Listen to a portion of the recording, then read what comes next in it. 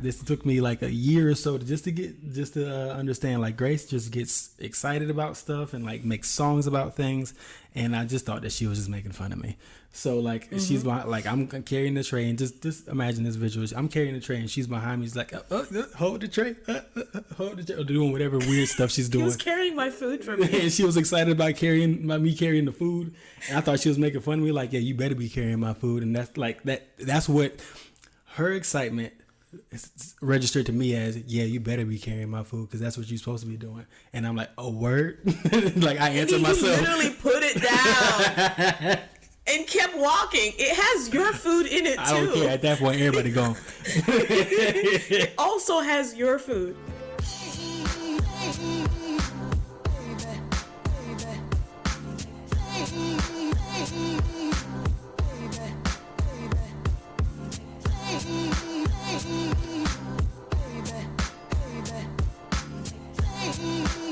Hi, I'm Alex. And I'm Grace. We are two trauma survivors who are married and just learning how to love, grow, and heal together. Thank you for joining our podcast, Love and Grace. As we mentioned in our intro, we are both survivors of childhood sexual trauma, and we've learned to grow together, to learn and heal. It's really been a whole journey for us. And we're just letting you in as listeners into our journey, letting you in into the kind of conversations, honestly, that we've had between ourselves about what does healing look like. So the first couple of episodes, we're just going to give you an opportunity to get to know us, get to know a little bit about our journey. The first part is going to be us talking about our friendship because we were friends first. Yeah. And then we're going to talk about us dating and now us being married. What does that look like, being married to another survivor? So let's get started. Okay. So we met at a church. I used to go to that. I grew up in that church. I was actually born in that church, and then left for a little bit, came back in as an adult, and this beautiful young lady was there. I didn't want, well, at first I wanted some stuff, but we're going to talk about that later. Yeah, he definitely wanted some stuff.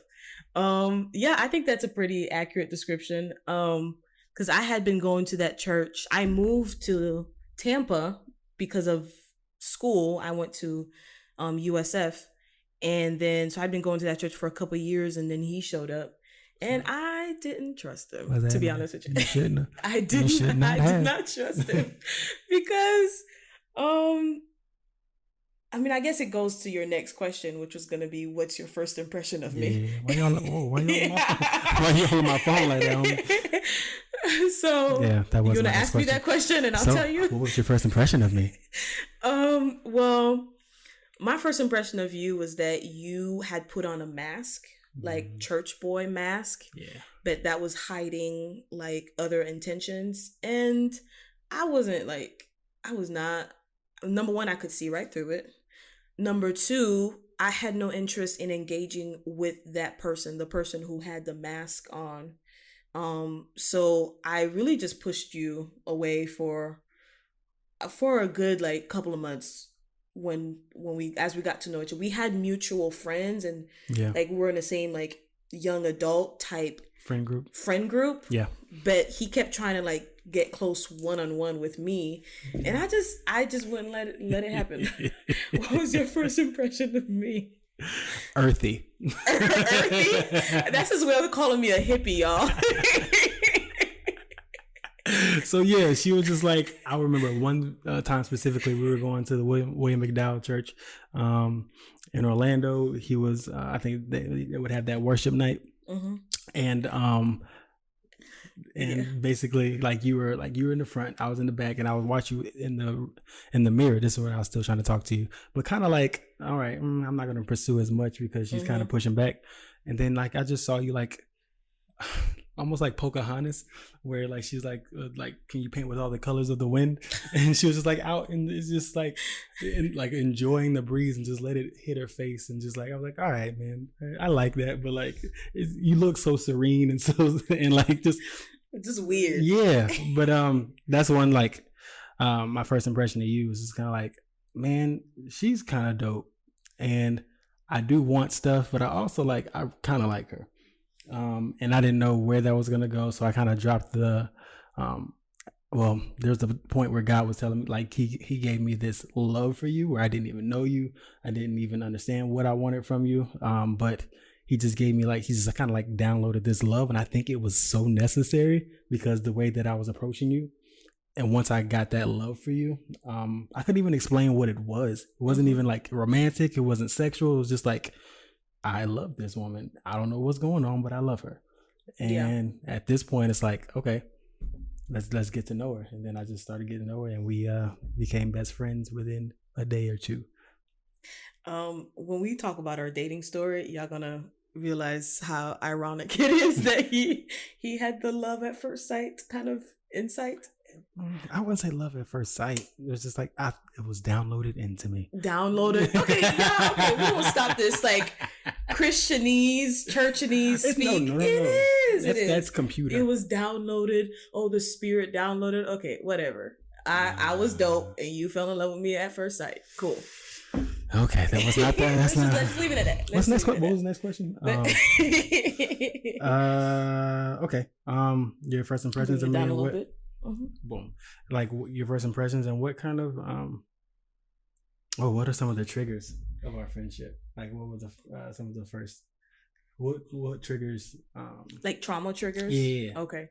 Well, before we go into that, what's up? I would say what was our mental space when we first met? You go first. I've been talking. Okay. I would say for me personally, I, as we mentioned, I'm a survivor of childhood sexual trauma, and it really didn't start to fully hit me until I was in college. So here I am, I moved to another city, and it just hit me, boom. Yeah. And so I had just started like a year before I met him, I had just started like really addressing that and healing that, reading books, going to therapy about it. And I was dealing with addiction at the time, which we're going to talk about addiction a little bit later. I was dealing with addiction at the time. And so I had really I was in a great place with God because I was healing.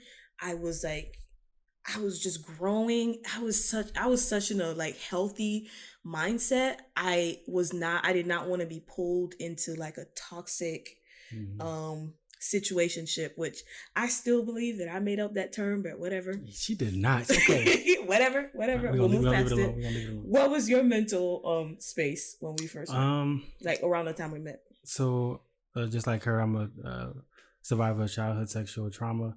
And emotional trauma. That's the first time I'm saying that aloud, so it's gonna be a lot of people. Anyway, the first time saying it publicly. Yeah. So there are a lot of things that were like going through my mind. I had kind of dealt with it before, but at that point, I had kind of pushed everything away, and I was wilding out all of 2015. Mm-hmm. There's going to be a lot of stories from 2015 throughout this podcast that are directly connected to the trauma and like how I would just me wilding out. And we're not going to mention other people's names. No, we're not saying names, but there are other people involved and we want to protect them. Okay. Mm-hmm. So, there's just a lot of things so wilding out. I was homeless, partially homeless. I had a place to stay on the weekend, but I was like homeless, sleeping in places that I can't say either. Vehicles that belong to other people.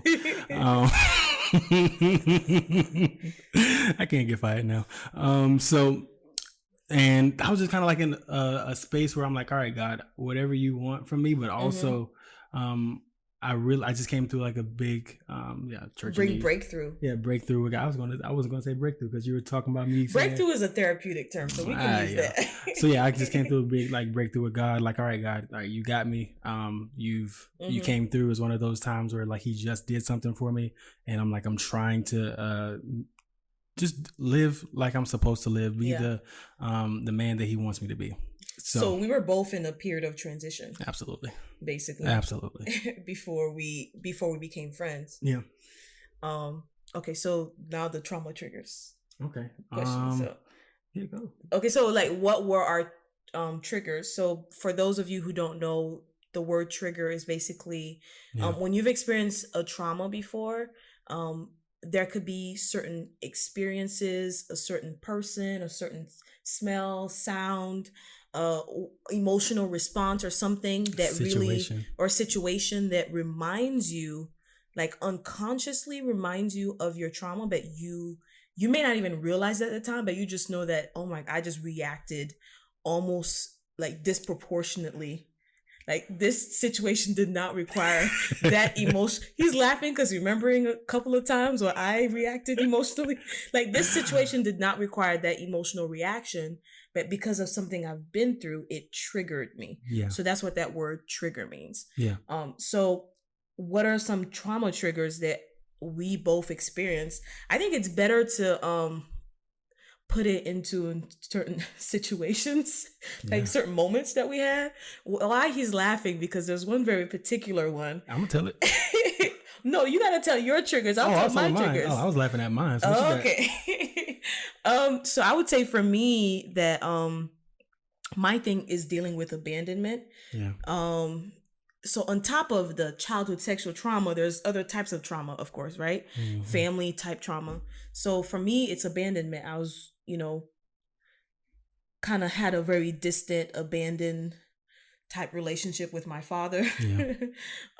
So anytime I felt like once we actually became friends, y'all, and actually, I would say he start to like let go of his mask, and once I saw who he really was, and I was like, okay, this person I want to connect with.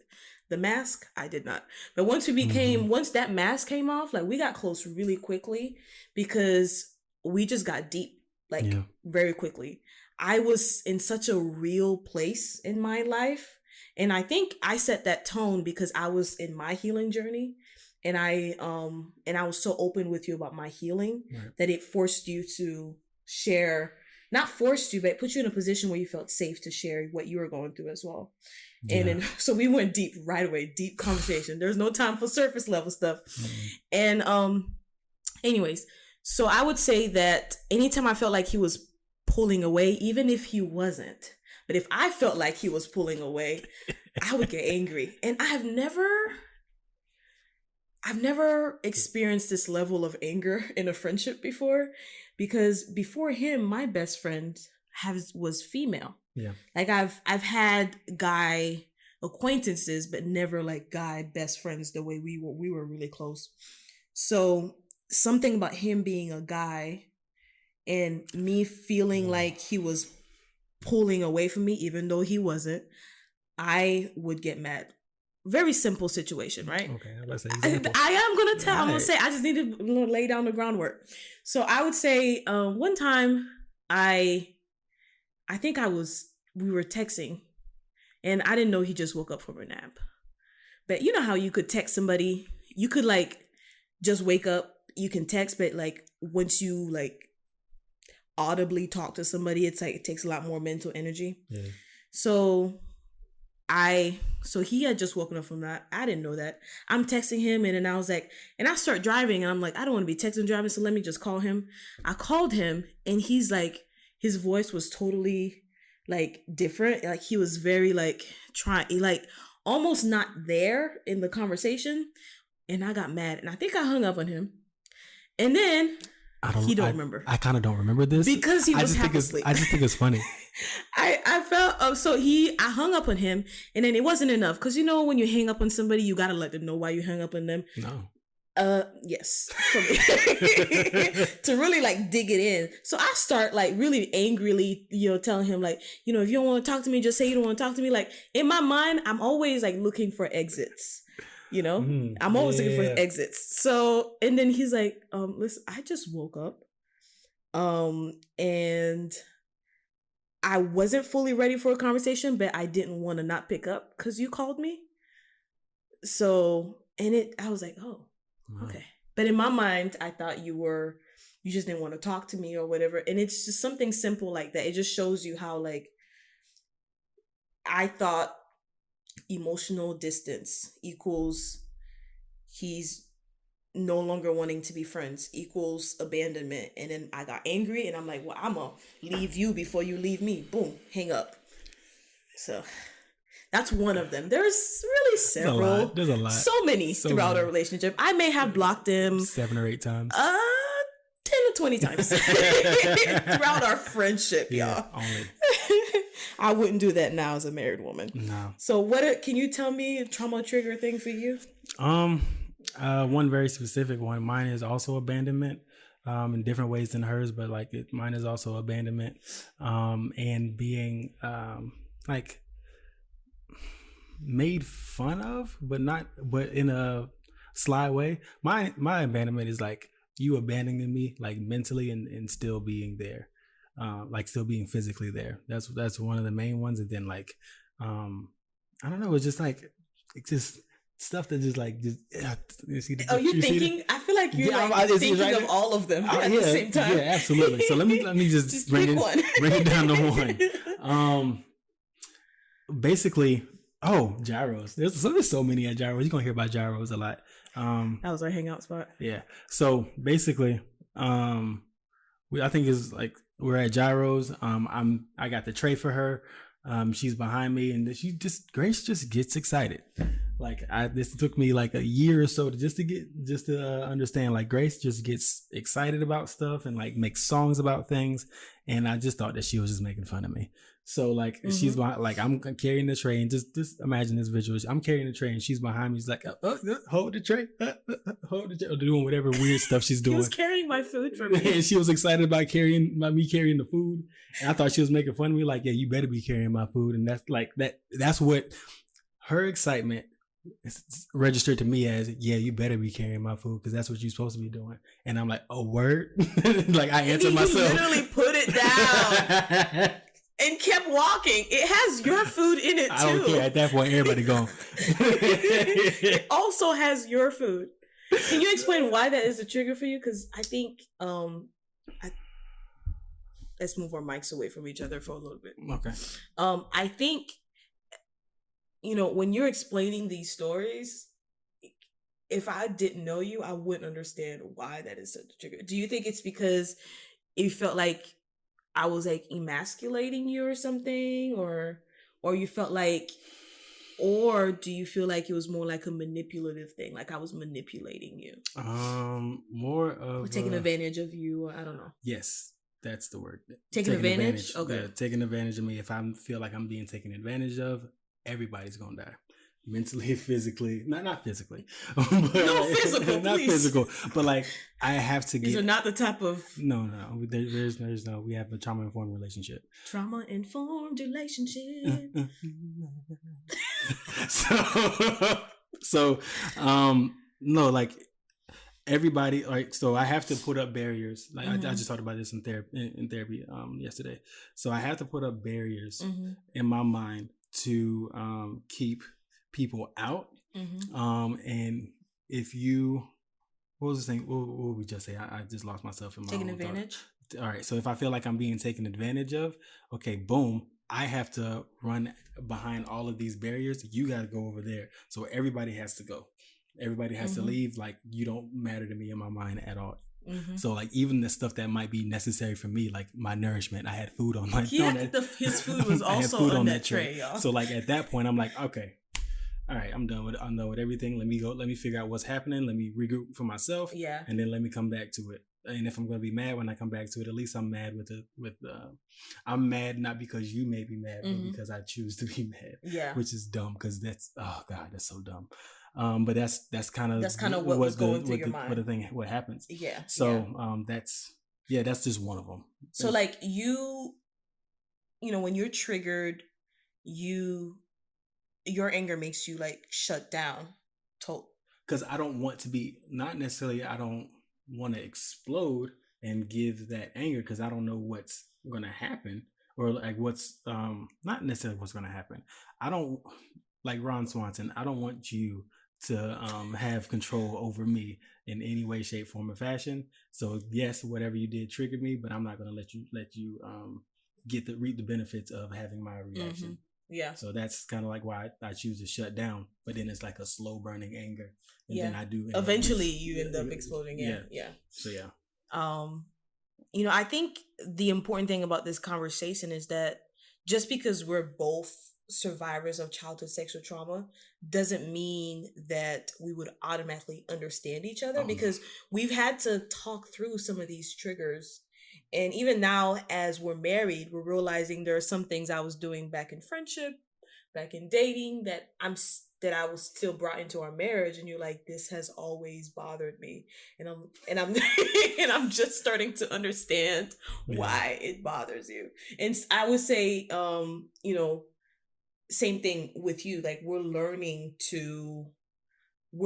each other. It's a constant process. We'll never fully understand all of our triggers, because sometimes triggers come at different, like, it's not always the same thing. It looks different each time, Yeah. So our triggers are gonna they're gonna clash. They're gonna clash. Oh, that's a great word. They're gonna clash against each other for sure. Yeah.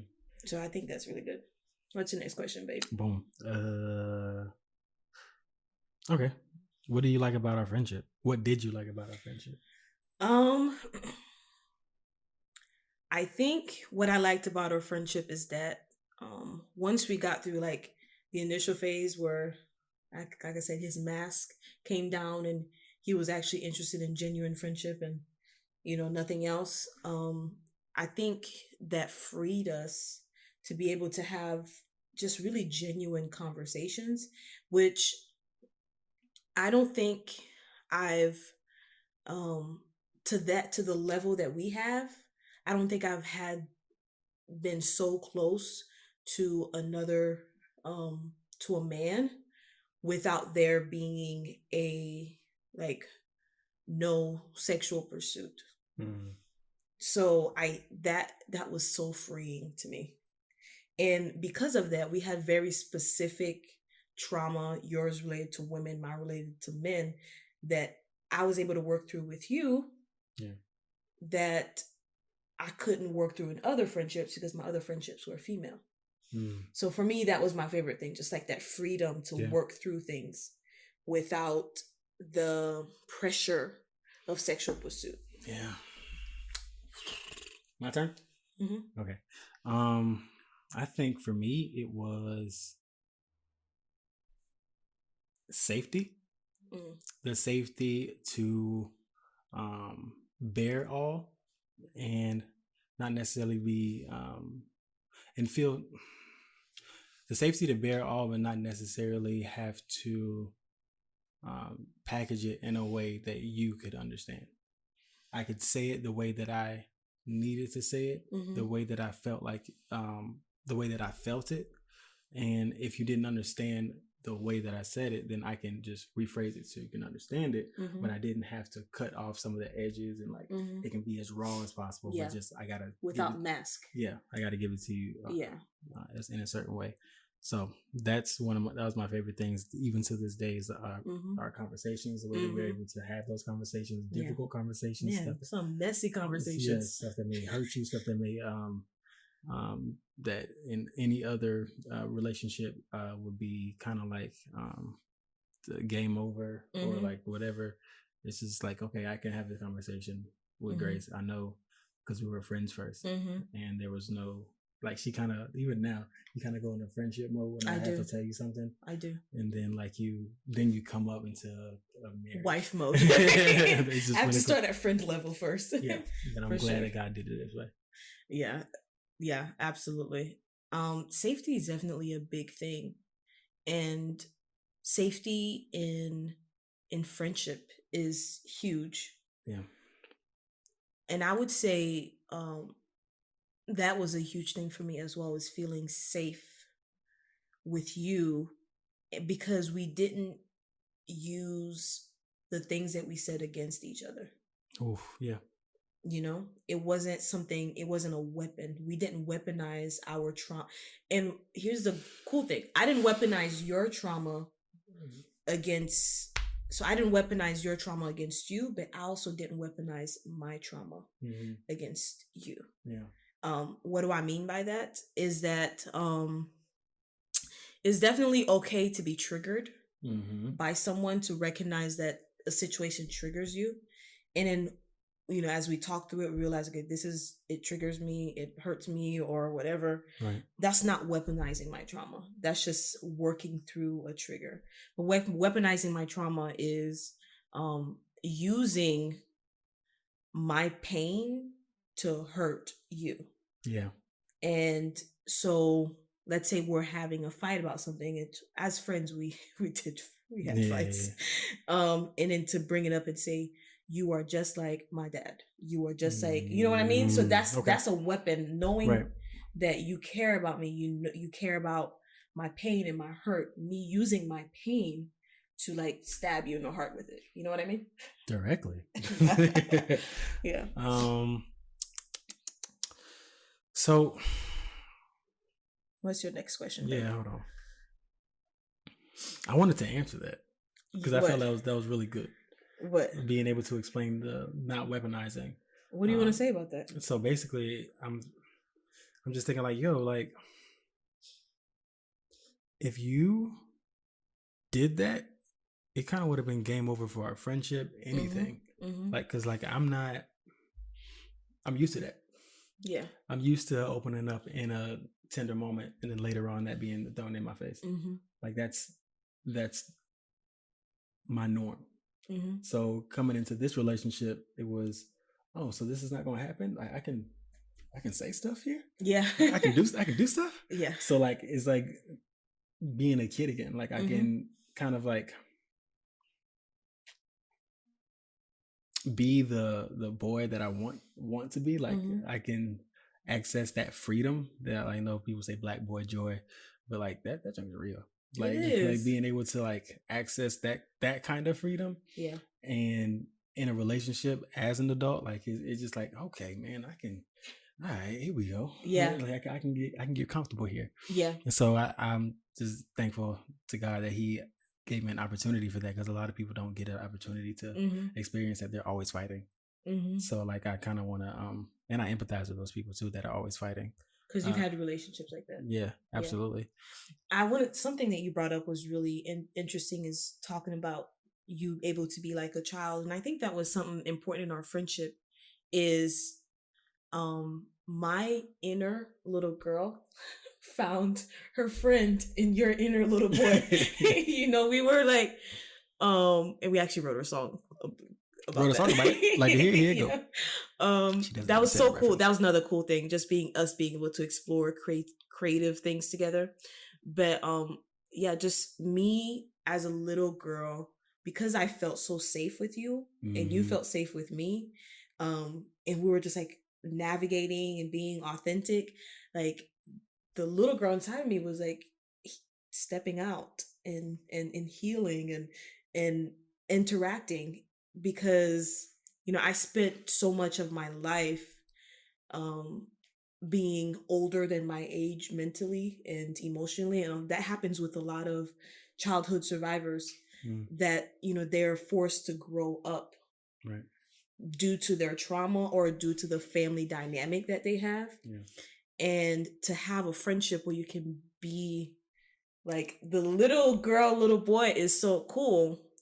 And whether it's a friendship like we had, which was like a friendship that became a precursor to marriage, or friendship we have with other people. I'm gonna add, that's my next question for you. Is like, how do you, without mentioning other people's names, but like the things that we learned in our friendship, how do you apply that to other friendships, like that you have with other men? Oh, okay. I learned how to be there for another person without being being triggered, but also kind of loving them through it. Loving them through it. I was used to being the person, the guy that people come to, like, if you have an issue, then like I'm already in my Bible, I've been fasting, what you got? So, and that was an issue. So, and God tore all of that down. But that added for sure. Yeah. So when it came to like other people, it was like, all right, I'm being empathetic. I can give you word, but I can also give you realness from my side, and I can tell you when I don't have the answer. And I learned all of that in this relationship. Mm-hmm.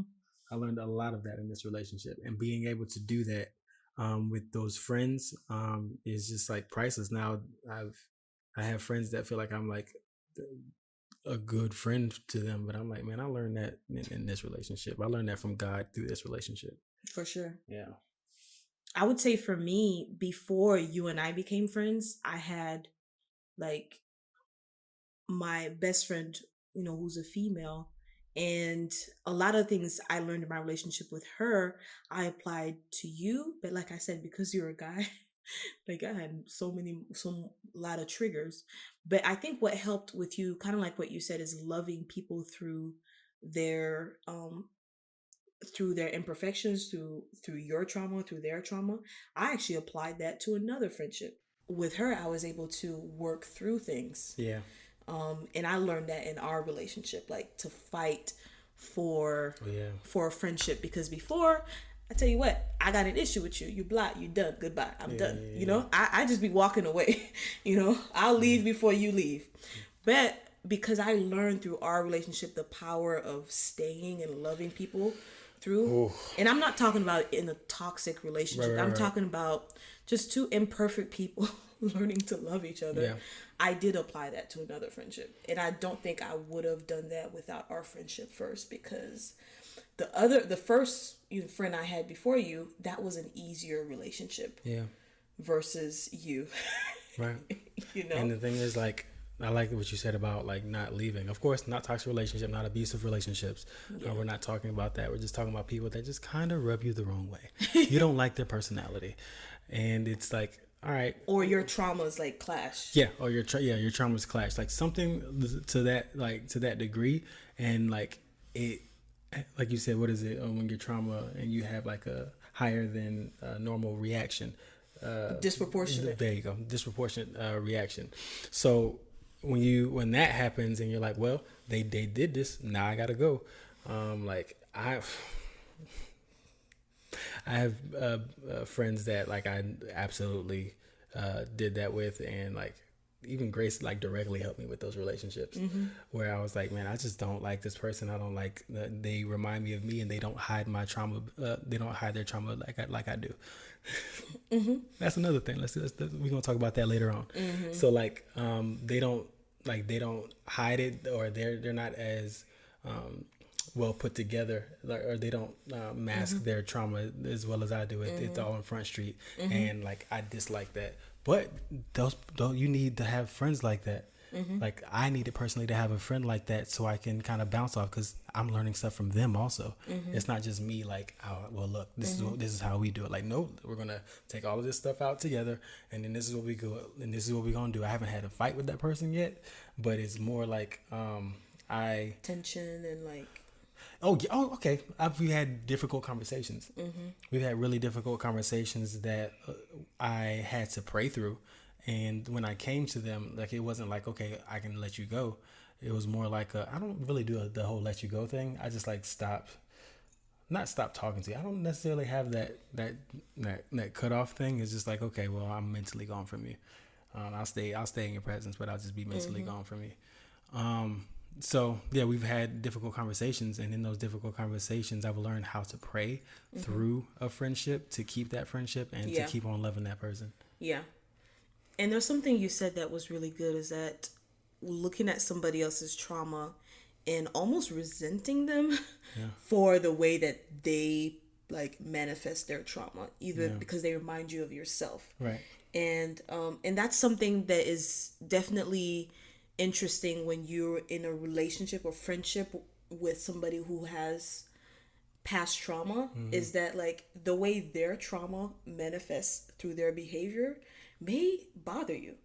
And some people who are trauma survivors feel a sense of superiority over others. Well, I can hide mine, I'm more put together, or I can still go to work, why can't you go to work? I can still function, why aren't you functioning? But really, we're all broken. We just have different reactions to trauma. So my reaction is to stuff it in, but that doesn't mean I'm better than the person who their trauma is like all over the place. And one thing that Alex and I have talked about is in regards to, especially in regards to anger, is that I implode, and Alex is an exploder who implodes first and then explodes later. So, that was weird. that was very weird. If you're listening to this, I need you to go watch the video and see what. I don't know if the camera picked that up. Like, you just like, okay, you had to do it again. Yeah, absolutely. Okay, They need to see this, Grace. okay. It's just interesting, just the way we've talked about the different ways that, even with different emotions, how we express them differently.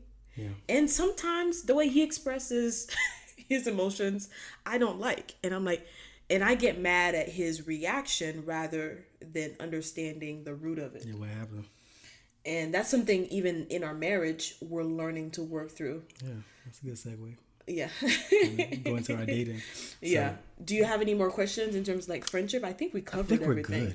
I think we're good. We can kind of talk about some of the other things like. And like. Yeah, we're good. Let's. I think we covered everything. Jump into the dating. So next episode, we're gonna be talking about dating. We're gonna talk about how we started dating, and Grace is gonna have a story. I'm gonna have a story. It's gonna be fun. It's gonna be interesting. Because we definitely had a transition period from friendship to dating. Because at one point, I started looking at him differently, and then that just like. You gotta watch the next episode. You gotta watch it. It's interesting. I'm still trying to figure out how to tell this story because I could never tell it without being heated. Oh, yeah. It's okay. It's okay, Grace. He'll see you through it. Okay. So just to finish it off,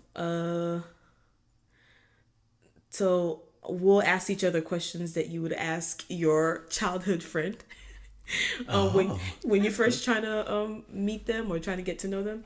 So my question is, what is your favorite animal?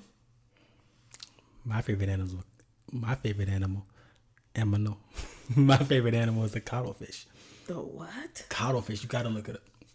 We don't have time right now, but it's a cuttlefish. It's basically kind of like they call it the chameleon of the sea. Really? So like it like reverberates, it has lights, and like it kind of can change its entire shape. Really? Yes, it is great. Like I saw it on like a one of those documentaries on Netflix. No, it was on it's Nova. It was like a PBS one. Oh, okay. But like it changes, like it literally, like if it turns black, it will turn like it'll turn all the way black. It'll turn into a specific pattern. It'll really like look like a plant. Like it's beautiful. So yeah, that's my favorite animal, a cuttlefish. Okay. What's your favorite animal? My favorite animal, is I have 3. Just give me. No, okay. I do have 3. Okay. So the silverback mountain gorilla is number 1. I just love. I could watch like documentaries about mountain gorillas and just keep going. When I was a kid, I wanted to be like Jane Goodall and like go and like study them and like follow them and. Like the love for them is very, very real. Okay.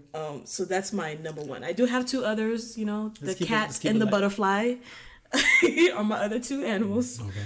Cats are great. They're just amazing. Feel very connected to cats and butterflies. But anyways, my number 1, silverback mountain gorillas. I love all primates, all monkeys. But silverback mountain gorilla is just—they're so majestic. They're so cool. They're so interesting. They're so intelligent. I just love it. I just love it. Okay, yeah. Okay. Cool. All right, guys. So that's it. Do you want to like end any that's it. specific way? Cool. We'll see y'all next time. All right, see you. All right, yo. Thank you for listening to this week's episode. Please download our app and subscribe to us on YouTube. Our YouTube page is called My Black Therapy TV. You can also find us on Facebook under My Black Therapy LLC, and our Instagram, which is @official My Black Therapy. You can also support us on Patreon just by searching My Black Therapy, or going to patreon.com/My Black Therapy.